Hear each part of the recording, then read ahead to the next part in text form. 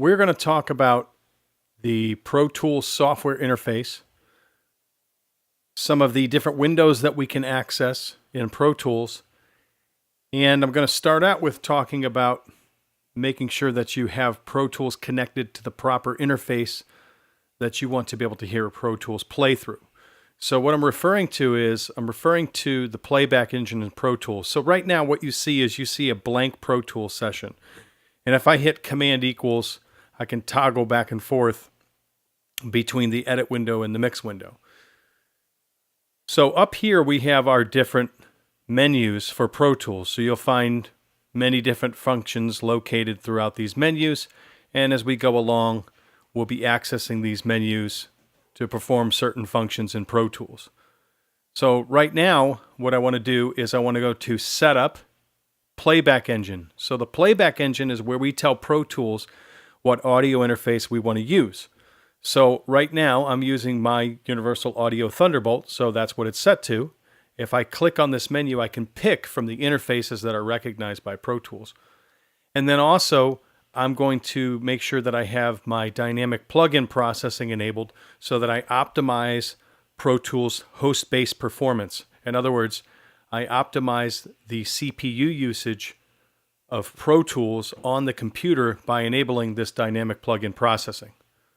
So if I ensure that I'm using the proper playback engine and I'm using dynamic plugin processing, then I'll go ahead and click OK. Over here on the left, I have the tracks list. As I start to create tracks in Pro Tools, I'll start to see the tracks list fill up. I'll also see those tracks show up in my tracks area here. So let me go ahead and just create a couple tracks real quick. Track new, and I'll do 4 audio tracks, 4 mono audio tracks. If I wanted to choose stereo, I could choose stereo. Click create. So I see those tracks here in the tracks list, and I also see those tracks showing up in my tracks area. Now notice this, I can hide tracks by clicking on these bullets over here. So I see 2 tracks in my tracks area, but I actually have more tracks over in the tracks list. So on the bottom left here, if I click, I can close that tracks list. So I just need to be mindful of the fact that even though I see 2 tracks, I have to make sure that I'm referencing my tracks list to know what tracks exactly I'm trying to see in my tracks area. I can drag across these bullets to select the tracks. I can drag across to hide the tracks. I can use this menu here to select tracks in certain ways. And then I can also click each individual bullet. I can option click to show and hide those tracks. Or I can right click and hide tracks. So I had multiple tracks selected, so multiple tracks were hidden. If at times you see all the tracks in your session are selected, if you hold option and click on a track nameplate, you can deselect all the tracks. If I want to change the height of the track, I can hold right in between the tracks. You see the sideways cursor there, and then I can pull that track open. If I hold option and then I drag in that same fashion, I can resize all these tracks equally at any given time. I can also use this ruler in here to change track height. So I could go to jumbo, etc. If I hold option, then I'll resize all the track heights. Just some ways to think about navigating your tracks. Now up here in the top portion, so this horizontal bar up here where you're seeing the modes, you see the main counter, and you're seeing these different windows and different buttons along top of Pro Tools. This is what's called the Edit Window toolbar. Over here on the left, we have the edit modes. Pro Tools is a 4-mode editor. We have shuffle mode, slip mode, spot mode, and grid mode. We use these modes to control the movement and the editing of the clips in the session. You can quickly navigate these modes by clicking on them, and you can also hold option and select 1, 2, 3, or 4 at the top of your QWERTY keyboard. Your typing keyboard, hold option and type 1, 2, 3, or 4 and access those modes. Then we have our zoom controls here. If I take a audio file and drag it into the tracks list here, I could drag it into this blank area below the tracks here. I could also drag it into the clips list. If I drag it into the clips list, I'm only going to have that in the clips list, and I'm going to bring it out onto the track at another point or bring it out onto a new track.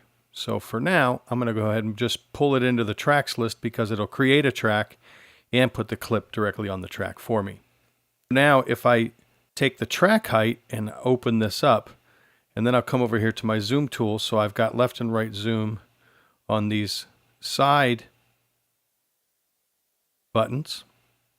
And then I have a vertical zoom with the up and down buttons. Now this is just a graphic zoom. This is not a gain change.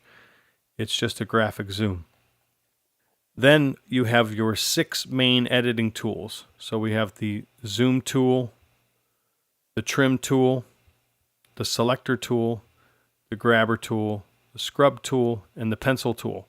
Then you've got your main counter. You can navigate your session with your main counter. So I could say, take me to bar 21.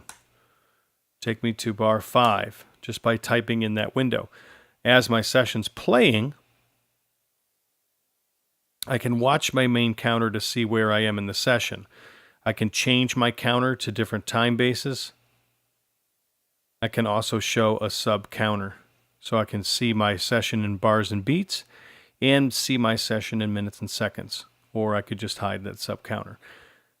This area here, these are called the edit selection indicators. And what we can do is, rather than always making selections in the tracks area like this, with the selector tool, I can type in my selections that I want. So I could say, make a selection from bar 3 to bar 5. So there I've made a selection from bar 3 to bar 5. Something to be mindful of is that these edit selection indicators are relevant when we know that the tempo of our session matches the audio that's in the session. In other words, when we play the session back, we can have a click lock to that playback. Then the edit selection indicators are relevant to the grid. You can use them in any way, but the most useful way is to be able to make selections, say, across an 8-bar chorus. And then you know that that 8-bar chorus is going to loop properly because you know that you have a tempo map set up. And we'll get into tempo maps as well. So let's just move on with the tools here. Now, these are my expanded transport tools. So to take you over to the right side of the screen, if I right-click here, this tells me what I'm seeing in my edit toolbar. So I'm seeing my zoom controls, my transport, my MIDI controls, my synchronization, and my output meters. I'm also seeing my expanded transport. So if I deselect expanded transport, you can see that I just get the basic transport here, where I get stop and play and record. So you can show and hide any items that you don't want to see at any given time. This would give me pre-roll and post-roll. Again, now I see the edit selection indicators in my expanded transport. If you have expanded transport displayed, you'll see those edit selection indicators in 2 areas. Then I've got my grid value selector. So if I want to change the value of grid that I'm editing on, I can do that here. And then I also have my nudge selector as well. So I can nudge in bars and beats or minutes and seconds. And we will get into that.